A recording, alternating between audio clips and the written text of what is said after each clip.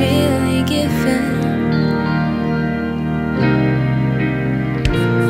All my regrets and my failures, all my wrongs have been left at the cross. Now all that remains is the Father's love. Oh Lord, you take me as I am. Over and over you call me yours again.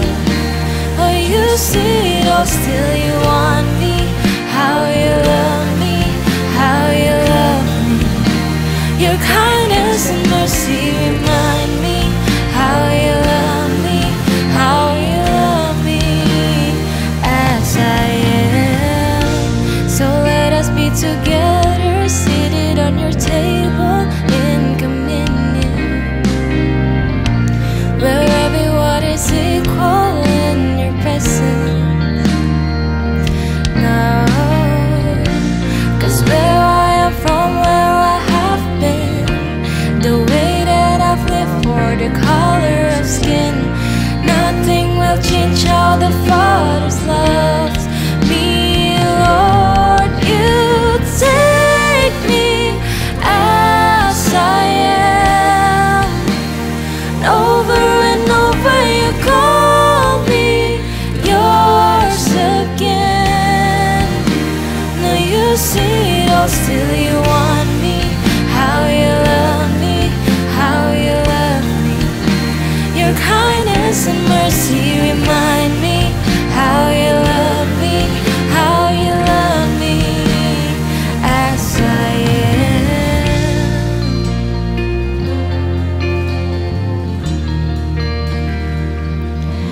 As I am. No,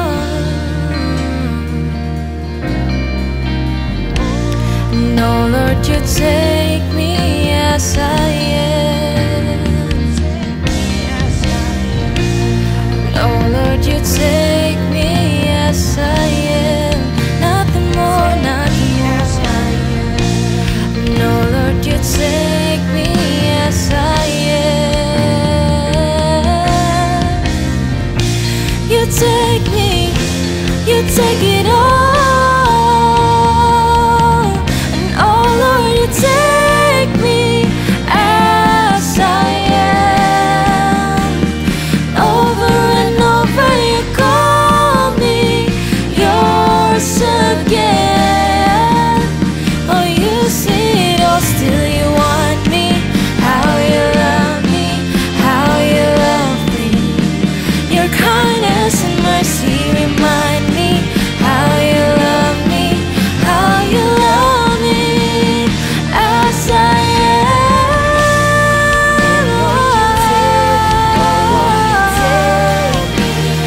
As I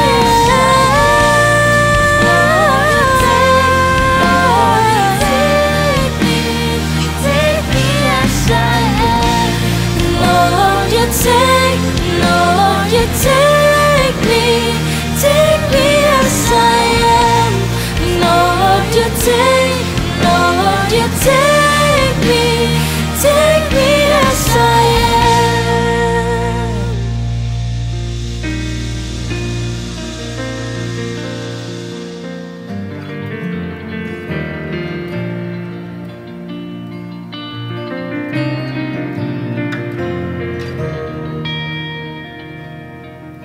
Here I stand before you now, as honestly as I know how. Broken by the days gone by, Spirit help my soul to rise.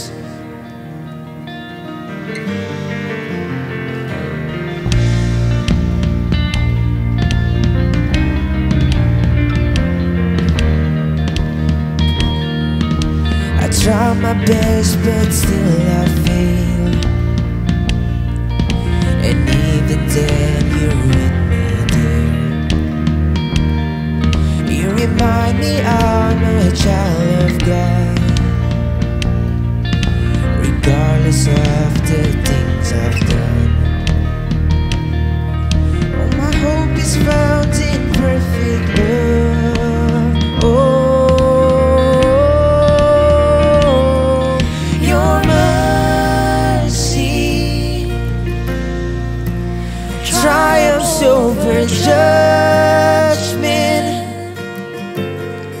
Love wider than horizons,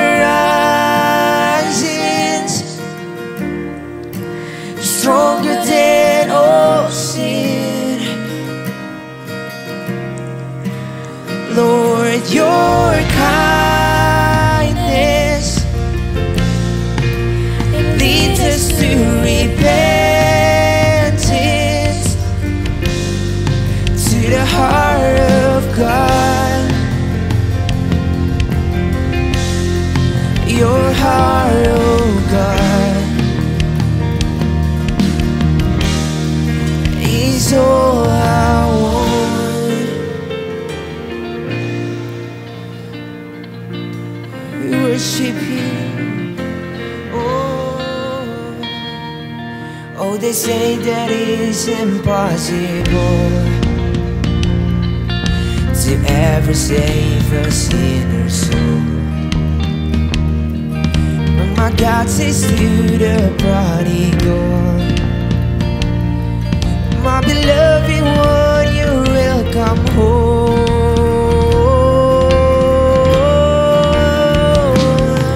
Your mercy triumphs over judgment. Love wider than horizons, stronger than all sin. Oh, Lord, your kindness leads us to repentance, to the heart of God. Your heart, oh God. All to Jesus I surrender, all to Him I freely give. I will ever love and trust Him, in His presence daily live. Oh, all to Jesus I surrender, all to Him I freely give. I will ever love and trust Him, in His presence daily live. Oh, your mercy triumphs over judgment. Love wider than horizons, stronger than all sin. Oh, Lord, your kindness leads us to repentance, to the heart of God. Your heart, oh God, is all I want. Shalom Heroes, Heroes History Maker. Nah, sebelum kita masuk ke firman Tuhan, teman-teman, mari kita berdoa terlebih dahulu. Terima kasih Tuhan Yesus yang baik, kalau pada hari ini Tuhan kami dapat berkumpul kembali ya Bapa. Kau urapi hamba-Mu Tuhan yang akan menyampaikan firman Tuhan, dan Kau urapi setiap telinga-telinga yang akan mendengarkan ya Bapa. Biarlah Tuhan firman yang hari ini disampaikan Tuhan tertanam di dalam setiap hati kami Tuhan, dan tidak lewat begitu saja ya Bapa. Biarlah Tuhan apa yang akan kami dengarkan pada hari ini Tuhan dapat menjadi rema untuk kehidupan kami ya Bapa. Di dalam nama Tuhan Yesus kami telah berdoa dan mengucap syukur. Amin. Nah, tema hari ini kita temanya dilema anak muda yang belum bertobat atau tobat kumat ya. Oke, kebanyakan dari anak muda sih pasti akan merasakan yang namanya kenakalan-kenakalan remaja yang kayak rasanya penasaran gitu kan, pengen coba ini, pengen coba itu, semuanya pengen dicoba. Itu normal-normal saja, tapi yang di sini mau aku sampaikan, biasanya seiring berjalannya waktu, pola pikir setiap orang akan berubah dengan sendirinya, makin dewasa, makin lebih berhikmat. Tapi nggak semua orang akan mengalami hal tersebut, karena ada juga kok orang-orang yang makin bertambahnya umurnya mereka juga tetap kayak nggak menyadari apa yang mereka lakukan itu salah apa benar gitu. Karena kenapa? Karena itu bisa terjadi karena orang tersebut belum dalam Tuhan. Apa sih maksudnya belum dalam Tuhan gitu kan? Anak yang hidup di dalam Tuhan memiliki figur dan pegangan hidup, atau dengan kata lain tujuan hidup. Figurnya itu siapa sih? Figurnya itu adalah Yesus itu sendiri. Terus kalau ditanyain pegangan hidup atau tujuan hidup kita itu sebagai anak Tuhan itu apa? Pegangan hidup kita untuk meraih tujuan hidup kita itu adalah firman Tuhan itu sendiri, which is Bible. Apa yang kita dapetin dari Bible adalah tuntunan buat kita untuk mencapai purpose yang Tuhan kasih di setiap diri kita gitu ya. Kenapa sih orang yang tidak hidup dalam Tuhan itu rentan untuk jatuh kembali ke dalam dosa? Karena di sini jawabannya karena kayak kalau orang-orang yang kayak nggak dalam Tuhan itu pemikirannya tuh kayak lebih sempit, lebih yang kayak pemikirannya belum dewasa aja. Karena dia akan berpikir kayak gini, ya udah deh, gue lakuin dosa lagi deh, toh nggak ada yang lihat. Ya udahlah ya, kita hidup ya gini-gini aja ya kan, makan, tidur, kerja, suatu saat kita akan berkeluarga, terus ya udah repeat gitu kan. Tapi plus having fun, YOLO, you only live once gitu kan. Tapi orang yang punya Tuhan di dalam hidupnya, dia akan diubahkan dalam segi pola pikirnya. Dia akan berpikir, masa hidup gue kayak gini-gini aja sih? Ya udahlah, gue pernah nakal, gue udah pernah coba ini, gue udah pernah coba itu. Apalagi sih yang gue cari di dunia ini kalau bukan kayak yang kayak ya udah gue mau menyenangkan hati Tuhan. Kalau orang hidup dalam Tuhan, perbedaannya ketika kita punya Yesus di dalam hati kita, berarti kita punya Roh Kudus sebagai penegur kita ketika kita melakukan kesalahan. Jadi ketika orang yang hidup di dalam Tuhan, dia ada Roh Kudus, kayak ada alarmnya gitu ya kan. Tapi kalau orang yang nggak hidup di dalam Tuhan, dia nggak punya alarmnya. Dia kayak ya udah, toh nggak ada yang lihat. Padahal kalau yang dalam Tuhan itu akan berpikir, oke sih, iya sih gue narkoba aja gitu kan, nggak ada yang lihat, nggak ada yang tahu. Tapi kalau anak Tuhan, emang secara fisik nggak ada yang lihat ya guys, tapi ini ada Tuhan ya yang lihat. Terus akan ada yang namanya upah dosa, ada yang namanya tabur tuai ya kan, ada konsekuensi yang akan kita bayarkan ketika kita masih hidup di dalam daging, di dalam dunia ya, yang kayak kita berdosa, kita take the grace for granted, itu akan ada konsekuensinya gitu. Emang benar kita udah menerima anugerah Tuhan, emang benar kita udah terima grace secara cuma-cuma. Tapi ketika kalian udah menerima grace, anugerah Tuhan secara cuma-cuma tanpa kalian berbuat apa-apa, dan kalian udah tahu kebenaran yaitu firman, kalian tahu yang mana dosa, yang mana enggak, dan tetap kalian lakuin, itu akan ada konsekuensinya. Seperti itu. Kalau kita berdosa, kita bertobat, dan kita hidup dalam Tuhan, Tuhan Yesus itu senantiasa akan mengubah pola pikir kita dengan caranya sendiri. Karena kita mau dan membuka hati, memberikan ruang untuk Yesus dan Roh Kudus masuk ke dalam hati kita. Jadi otomatis ketika kita melakukan itu, kita udah menjauhkan diri dari dosa, kita udah repent, ya kan, kita udah be restored, be renew gitu kan.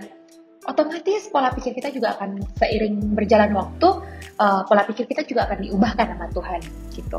Nah, di sini mari kita buka ayat firman Tuhan di Amsal 2 ayat 6 yang berbunyi seperti ini. Sebab Yahweh memberi hikmat, dari mulutnya datang pengetahuan dan kepandaian. Jadi kalau mau dibilang anak itu terlahir pintar, gue emang terlahir ya udahlah sih, emang gue goblok, emang aku bodoh gitu. No, no, no. Ketika kita hidup di dalam Tuhan dan kita memberikan ruang untuk Tuhan, kita mengutamakan Tuhan, kita mencintai, mengasihi Tuhan, dan kita takut akan Tuhan, pengetahuan, wisdom itu akan diberikan kepada kita. Jadi apa yang kita punya saat ini, kelebihan kita bisa main basket, kita bisa main musik, kita bisa kepandaian yang ada di dunia ini sebenarnya itu datangnya dari Bapa kita, Yahweh. Bukan karena kehebatan dan kejagoan kita sendiri, bukan karena kita udah dari lahir pintar gitu ya kan, enggak, itu karunia.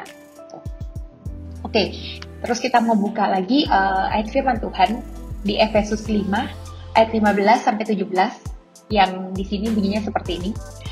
Karena itu perhatikanlah bagaimana seharusnya kamu hidup. Bukan seperti orang bodoh, melainkan seperti orang bijak. Di garis bawahi ya bijaknya. Manfaatkanlah waktumu karena hari-hari ini adalah jahat. Jadi don't waste your time guys untuk melakukan hal-hal yang bodoh, yang sementara, yang cuma duniawi gitu loh. Karena itu nggak ada yang bisa kita bawa pulang setelah itu ya kan.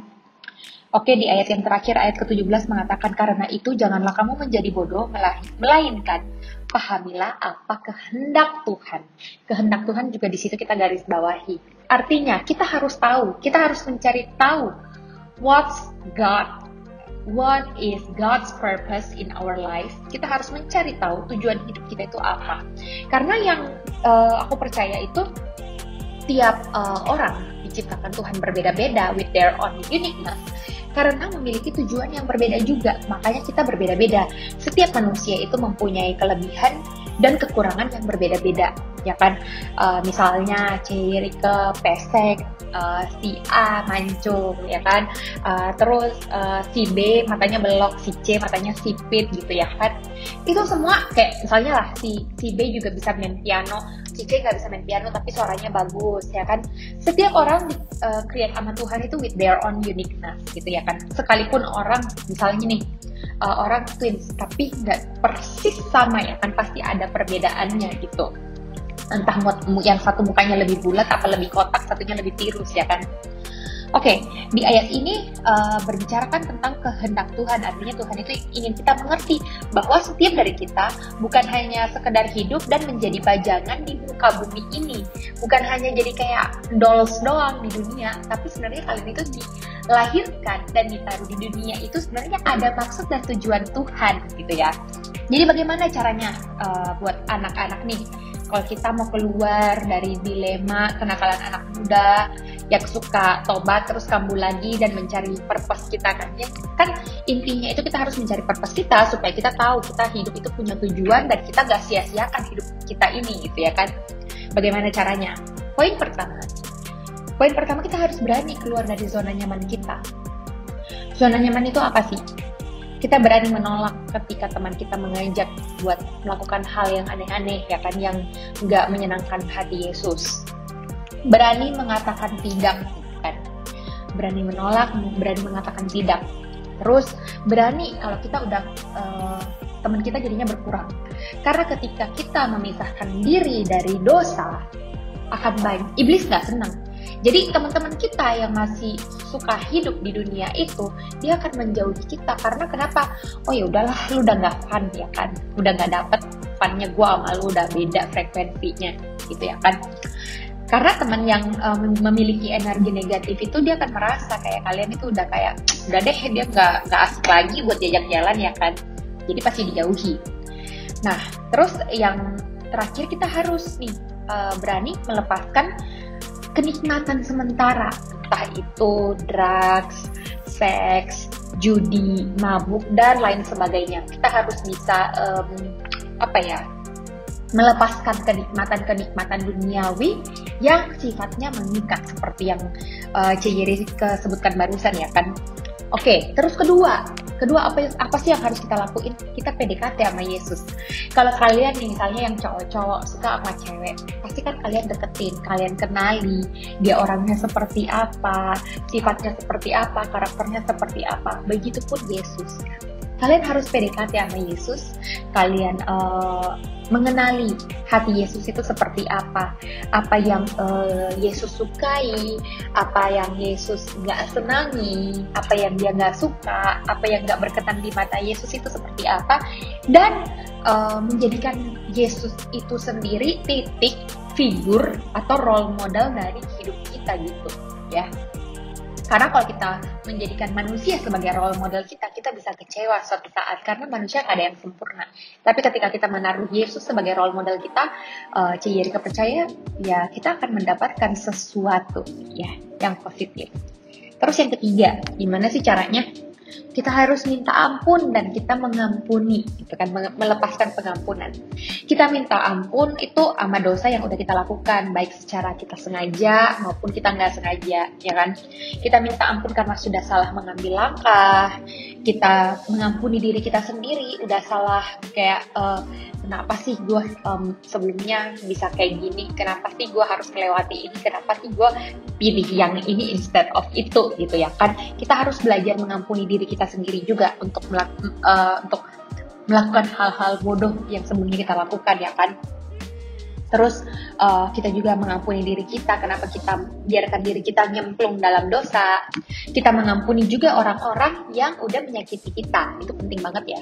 Poin keempat, dipulihkan setelah melalui semua proses di atas hidup kita ini, yang selama kita alami ini, kita dipulihkan karena kita meminta sepenuh hati dengan Yesus untuk turun tangan di setiap problem kehidupan kita. Jadi yang memulihkan kita itu yang bisa memulihkan hidup kita itu hanya Yesus. Jadi ketika kita sudah meminta maaf, kita sudah mengampuni juga, ya kan, mengampuni diri sendiri, mengampuni orang lain, hidup kita otomatis secara nggak langsung dipulihkan oleh Yesus sendiri, gitu ya kan. Karena ketika Yesus sudah memulihkan hidup kita, sebenarnya Yesus itu akan berperang bersama dengan kita. Jadi ketika ada godaan-godaan berikut yang akan masuk, ada Roh Kudus sebagai alarm yang tinggal di dalam hati kita, di setiap pribadi kita yang menjadi pengingat, gitu ya. Oke, poin yang kelima adalah menemukan tujuan hidup dan berjalan sesuai dengan purpose dari Tuhan. Maksudnya gimana? Jadi gini, karena kebetulan ya, kalau kamu memiliki kelebihan bisa nyanyi, bisa main musik, pintar olahraga, pintar public speaking, dan lain sebagainya ya kan, bisa kayak maksudnya setiap orang itu memiliki kelebihan dan kekurangan masing-masing. Setiap orang memiliki kapasitas dan problem masing-masing yang Tuhan percayakan bisa mereka lalui. Itu sebenarnya bukan suatu kebetulan gitu. Jadi ketika setiap orang nih dikasih kelebihan, kekurangan masing-masing, diizinkan melalui sebuah proses, itu sebenarnya di sana ada maksud Tuhan. Kitanya aja, kita itu peka apa tidak sama tujuan yang Tuhan taruh dalam kehidupan kita. Jangan kita sering melihat sesuatu itu sebagai, kayak misalnya nih, kita udah jatuh sebelumnya di dalam dunia narkoba, di dalam dunia seks. Tuhan izinkan itu terjadi di kehidupan kita. Jangan fokus sama masalahnya, tapi fokus dengan purpose. Setelah itu, gue mau apa nih? Apakah gue akan tinggal di dalam sana? Gue akan tetap melakukan dosa itu? Apa I have to keluar gitu? Get out from this kind of situation, this kind of habit gitu kan. Gue harus keluar, harus ada breakthrough. Terus gue harus ada gue harus bisa menggunakan masalah, problem, ataupun kebodohan aku ini yang sebelumnya aku lakukan menjadi terang dan garam Tuhan. Kayak gue udah melakukan dosa seks, ya udah deh, jangan sampai ada orang yang tahu kalau gue udah melakukan ini, melakukan itu. Salah, no. Justru kita harus speak up. Ini nih, gue dulu brengsek, gue dulu kayak gini, gue dulu kayak gitu. Tapi lu jangan sampai melakukan hal ini karena gue udah melakukan itu dan gue seperti ini, hidup gue seperti ini gitu. Nah, malah itu bisa dijadikan bahan buat kita memuliakan nama Tuhan gitu ya kan. Nah, kalau tadi kan kita Yerika share tentang bagaimana cara kita bisa bertobat biar gak kumat lagi. Nah, tapi intermezzo kita mau bahas lagi nih salah satu yang menjadi alasan orang gak mau bertobat. Sebenarnya gini, salah satu orang yang udah percaya ya, ini khusus buat orang yang udah percaya dan orang yang udah dalam Tuhan tapi masih mencintai dosa. Itu kenapa sih nggak mau bertobat? Kadang gitu kan. Karena dia sendiri nggak yakin kadang sama Yesus. Misalnya nih, dia udah terlanjur enak berada di titik dimana dia itu hidupnya berada gitu kan.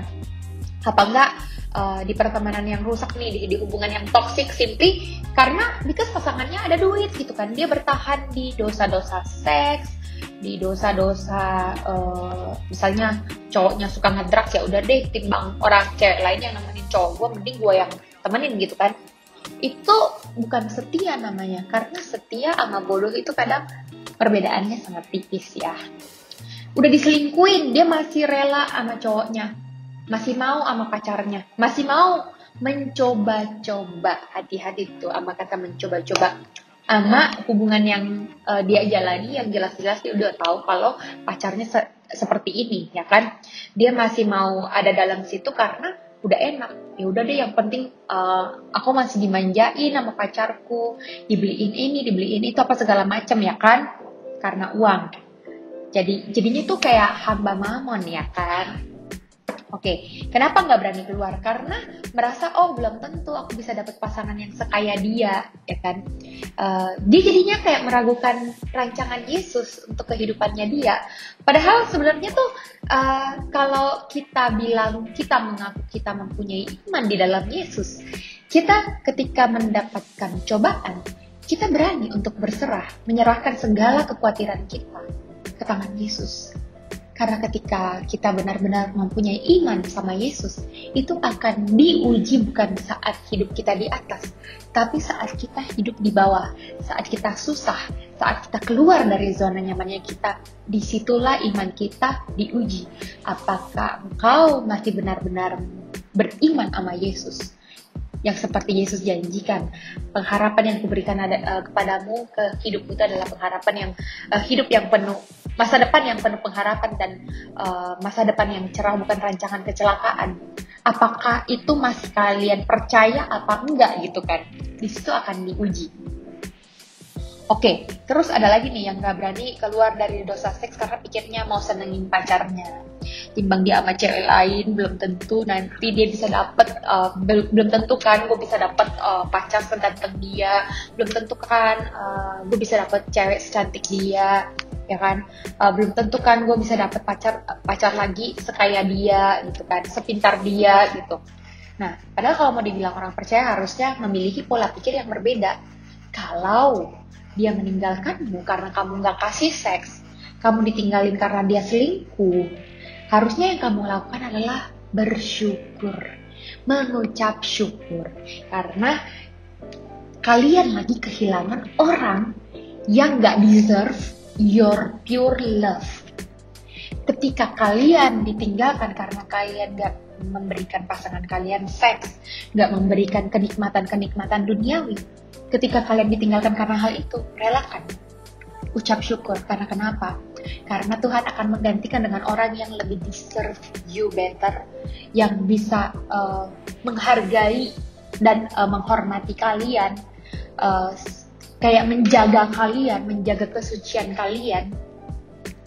Tuhan akan sediakan, tapi kalian harus melewati ini dulu.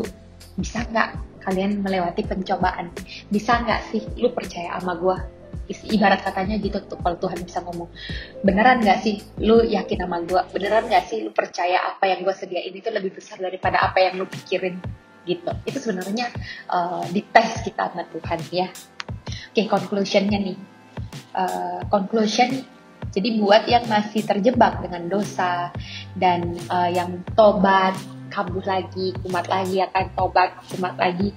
Yuk, kita mulai hari ini kita miliki hidup dalam Yesus. Kenali Yesus dan miliki hidup di dalam Dia, gitu ya. Karena ketika kalian stuck dalam kehidupan duniawi dan dosa, ya udah sih, masa depan kalian ya begitu-begitu aja. Madesu, masa depan suram beb, ya kan? Tapi yang Jerry tahu, ketika kita hidup di dalam Yesus, masa depan kita terjamin dan penuh pengharapan. Sekalipun mungkin jalannya penuh dengan kerikil, nggak semulus jalan-jalan lebar, jalannya kecil ya kan. Tapi yang Rika tahu ketika kita percaya dengan Tuhan, sekalipun kita berjalan hidup kita banyak cobaan, kita tahu Tuhan akan berjalan bersama dengan kita dan Tuhan akan ikut berperang bersama dengan kita gitu ya. Ketika hidup kita banyak cobaan, tapi kita tetap setia dan beriman, Yesus sendiri yang menunjukkan kuasa dan berkat-Nya di kehidupan kalian. Jadi yang tadinya kita ngerasa nih, kita nggak bisa ngapa-ngapain, tapi ketika kita mengutamakan Yesus, Dia mampu memberikan itu semua secara cuma-cuma gitu ya. Tapi sebaliknya lagi nih, ketika kita menyalahgunakan kelebihan kita di tempat yang gak benar, pada saat itu juga Tuhan kalau mau mengambil apa yang kita punya, hilang. Kekayaan, hilang, cepet. Kalau misalnya kalian diizinkan terjadi kebangkrutan, gampang banget ya kan. Kalian diizinkan misalnya yang tadinya kalian pede sama kecantikan yang kalian punya, kegantengan yang kalian punya, dan kalian menggunakan karunia Tuhan di tempat yang salah, dikasih kecelakaan, diizinkan kecelakaan terjadi di kehidupan kalian, muka hancur segala macam, udah gone. Jadi semua yang kita punya di dunia ini itu sebenarnya sementara. Tuhan kalau mengambil dalam sekejap langsung hilang gitu ya. Jadi harus hati-hati, harus jaga hati, harus utamakan Tuhan di dalam kehidupan kita gitu. Jadi kita bisa tahu kapan kita harus benar-benar tobat dan jangan sampai umat lagi. Tuh. Yuk, sekarang kita mau buka 3 ayat terakhir sebelum kita tutup ya. Yaitu di Amsal 24 ayat 20 yang berbunyi seperti ini. Sebab bagi orang jahat tidak ada masa depan, dan pelita orang fasik akan padam. Jadi ketika kalian masih ada di zona nyaman, selalu tobat tapi kumat lagi, tobat kumat lagi, hati-hati gitu kan. Karena tidak ada masa depan bagi orang jahat, dan pelita bagi orang fasik itu akan padam pada waktunya. Terus di Yesaya 49 ayat 4-6 berkata demikian. Dan aku berkata, aku telah berjeri lelah dengan sia-sia. Aku telah menghabiskan kekuatanku untuk kehampaan dan kesia-siaan. Sesungguhnya penghakimanku ada pada Yahweh, dan upahku ada pada Elohimku. Terus ayat berikutnya, dan sekarang berfirmanlah Yahweh yang membentuk aku sejak dari kandungan sebagai hamba baginya, untuk membawa Yakub kembali kepadanya. Sekalipun Israel tidak dikumpulkan, tetapi aku dihormati di mata Yahweh, dan Elohimku telah menjadi kekuatanku, firman-Nya. Yang ayat ke-6, terlalu sedikit bagimu hanya untuk menjadi seorang hamba bagiku, untuk menegakkan suku-suku Yakub, dan membawa kembali orang Israel yang terpelihara. Tetapi aku, Tuhan, akan menempatkan engkau sebagai terang bagi bangsa-bangsa, supaya keselamatanmu sampai ke ujung bumi. Ini di sini ayat firman Tuhan ini yang Rika dapatkan itu adalah ketika kita melakukan hal yang sia-sia di mata Tuhan, sebenarnya sesungguhnya benar kembali lagi. Ketika kita masih hidup dalam daging, kita masih hidup di dalam dunia, sekalipun kita udah menerima grace, kita melakukan dosa yang kita tahu itu nggak benar, nggak menyenangkan hati Tuhan, akan ada upah yang akan kita bayarkan. Tetapi ketika kita repent, Tuhan itu mau kita menjadi kayak garam dan terang dunia. Jadi nggak cukup hanya jadi hamba Tuhan, tapi kita harus menyatakan apa yang Tuhan udah lakuin di kehidupan kita. Kita harus menjadi berkat buat orang lain. Jangan pernah malu untuk share bobrok-bobroknya kita. Yang penting tujuan kita benar. Kita share kebobrokan kita bukan karena kita merasa hebat. Kita share itu supaya orang lain gak merasakan itu lagi, dan gak jatuh di dalam dosa yang sama yang udah kita lewati gitu kan. Itu yang Rika dapat dari ayat yang ini. Oke, ayat yang berikutnya Amsal 23 ayat 18 yang berbunyi demikian. Sebab masa depan itu pasti ada, dan harapanmu tidak akan pernah musnah. Jadi kalau kita menaruh harapan kita pada Tuhan, masa depan itu selalu ada, dan harapan itu selalu ada untuk kita yang percaya sama Yesus. Karena Yesus selalu memberikan, Yesus merancangkan masa depan yang sangat cerah, dan selalu memberikan kita hidup yang penuh pengharapan, dan kayak new wine di kehidupan kita itu selalu ada, nggak pernah berhenti gitu ya. Terus ayat yang terakhir Amsal 19 ayat 20. Ini yang buat semua anak muda harus benar-benar kayak dipegang sih. Terimalah didikan dan dengarlah nasihat, supaya di masa depanmu engkau menjadi orang yang bijak. Karena seringkali gini, anak muda itu egonya masih tinggi banget dan kayak nggak suka dengar nasihat, karena firman Tuhan sendiri yang mengatakan dengarlah nasihat biar hidupmu itu bijak.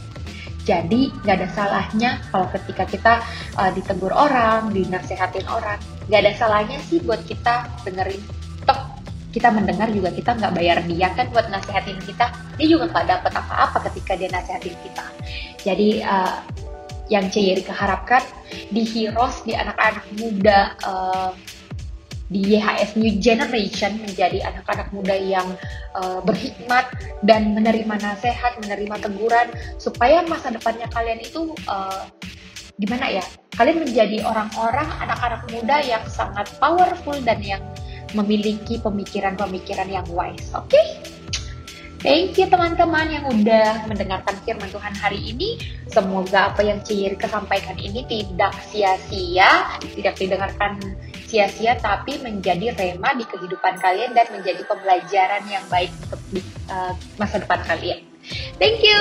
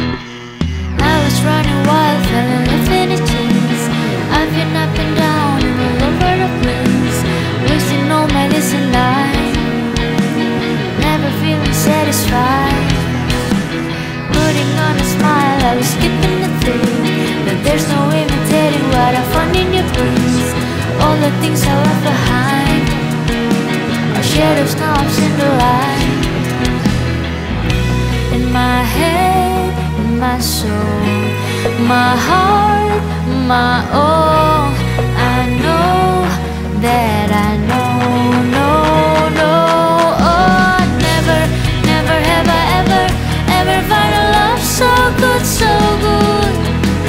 Never, never am I ever getting over living with you. Nothing will change it. All I can say, never have I ever found a love so good, so good. I've got a million reasons why I can't be the same. You got me looking forward, never turning my gaze. Forever God is you and I, together till the end of time. In my head and my soul, my heart, my all, I know that I know, no, oh, never, never have I ever found a love so good, so good. Never, never am I ever getting over living with you. Nothing will change it. All I can say is never, never have I ever found a love so good, so good. Your love is patient, love is kind. Your love is never hard to find. Forever I'm yours and you're mine. Alright, alright, oh, never, never have I ever found a love so good, so good. Never, never am I ever getting over living with you. Nothing will change it. All I can say is never, never have I ever found a love so good.